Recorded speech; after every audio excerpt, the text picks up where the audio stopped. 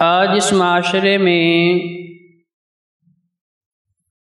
انسان نے کامیابی اور ناکامی کے اپنے اپنے اصول بنا رکھے ہیں۔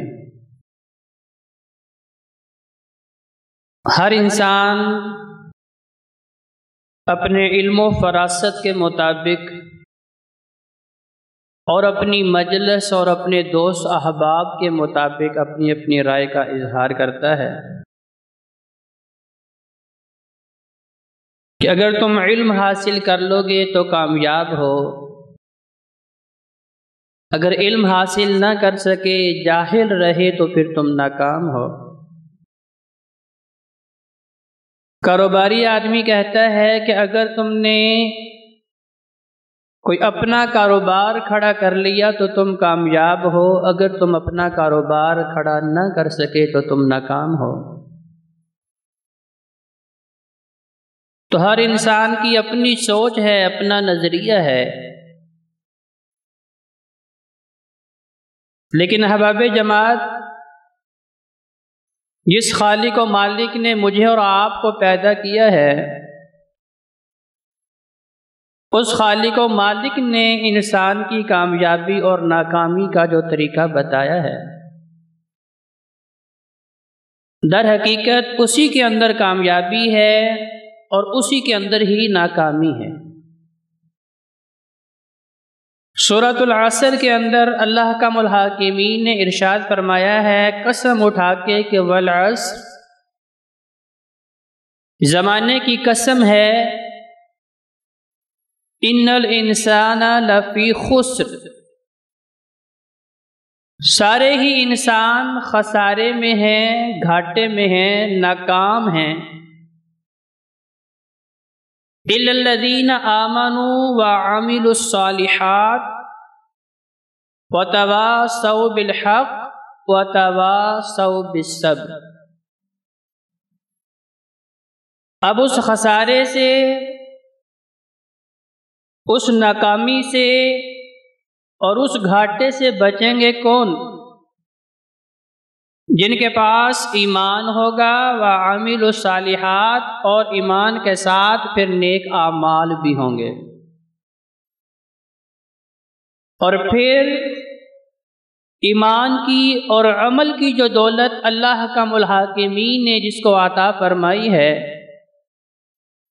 اس کی ذمہ داری ہے کہ وہ آگے اس علم کو لوگوں کے اندر منتقل بھی کرے،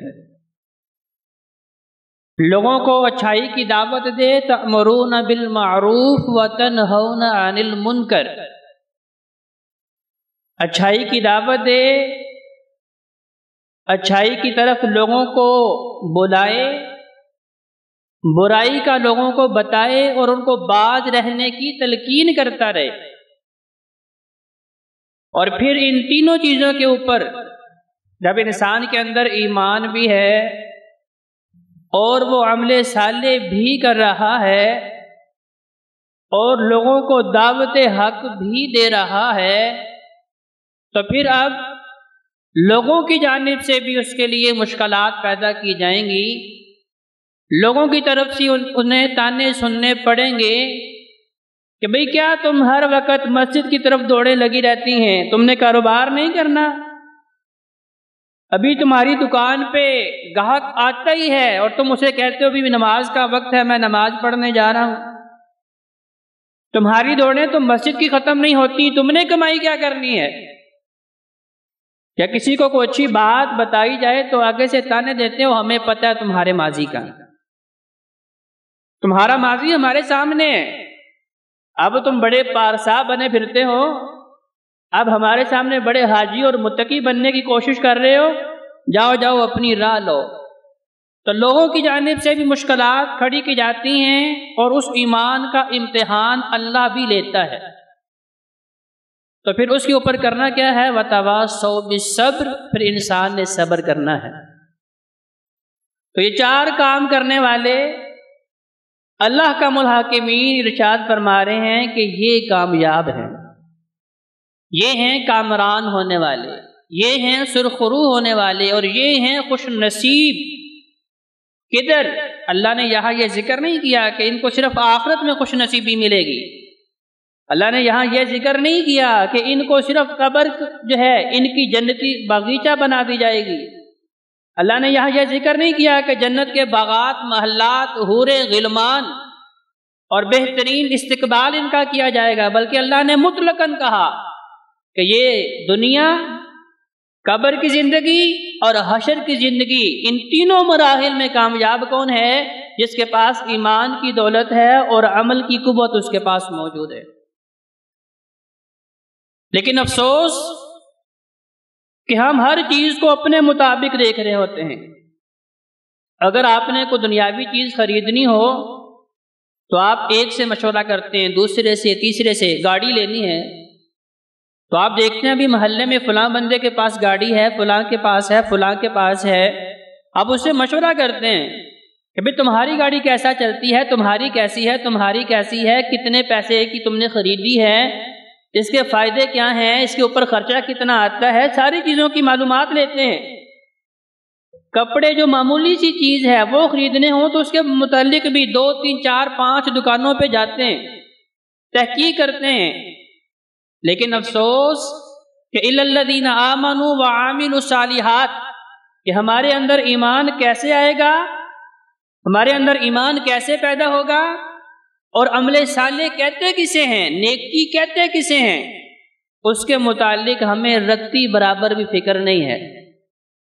بس راہ چلتے بھی کسی کی آواز کانوں میں پڑ گئی بھی یہ بھی نیکی ہے، ہم نے اس بات کو بھی پلے باندھ لیا.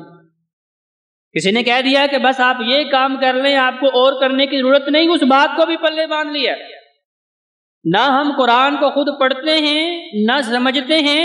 اور جو اللہ نے قرآن میں کہا کہ فَاسْأَلُوا، اے لوگو اگر تمہیں کسی چیز کا علم نہیں ہے تو اہل علم سے رجوع کرو، اہل علم سے پوچھو.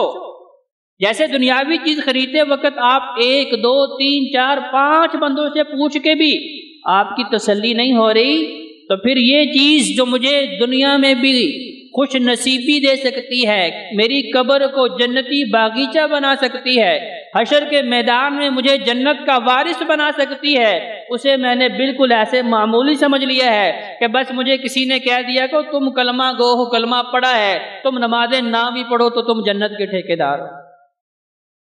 یہ بات ہمارے معاشرے میں کہی جاتی ہے، ہماری سماعتوں تک یہ بات آتی ہے کہ بھئی بس کلمہ پڑھا ہے، اشہد ان لا الہ الا اللہ واشہد ان محمد رسول اللہ، اب نمازیں نہ پڑھو کوئی مسئلہ نہیں. کیوں؟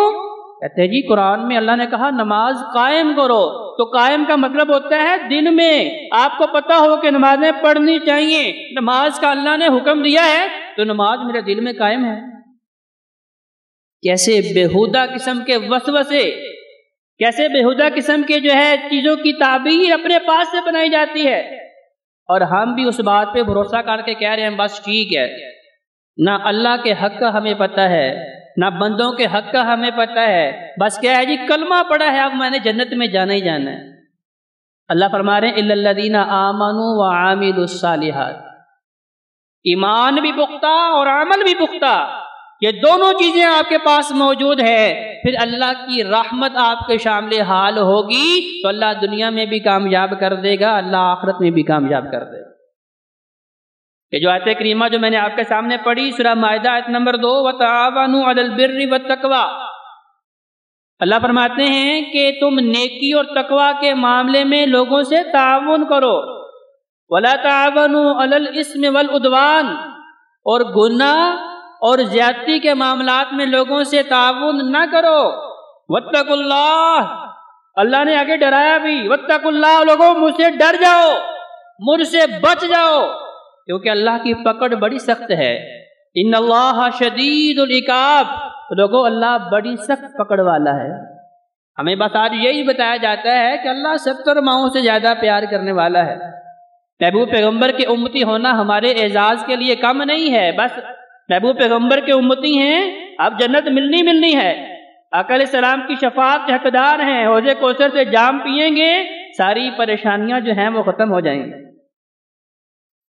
نیکی کیا ہے اسے جب تک سمجھیں گے نہیں وہ نیکی کیسے کر پائیں گے. اللہ کا الحاکمین قرآن مجید میں ارشاد فرماتے ہیں اَتَأْمُرُونَ النَّاسَ بِالْبِرِّ وَتَنْسَوْنَ أَنفُسَكُمْ، وَأَنْتُمْ تَتْلُونَ الْكِتَابَ أَفَلَا تَعْقِلُونَ۔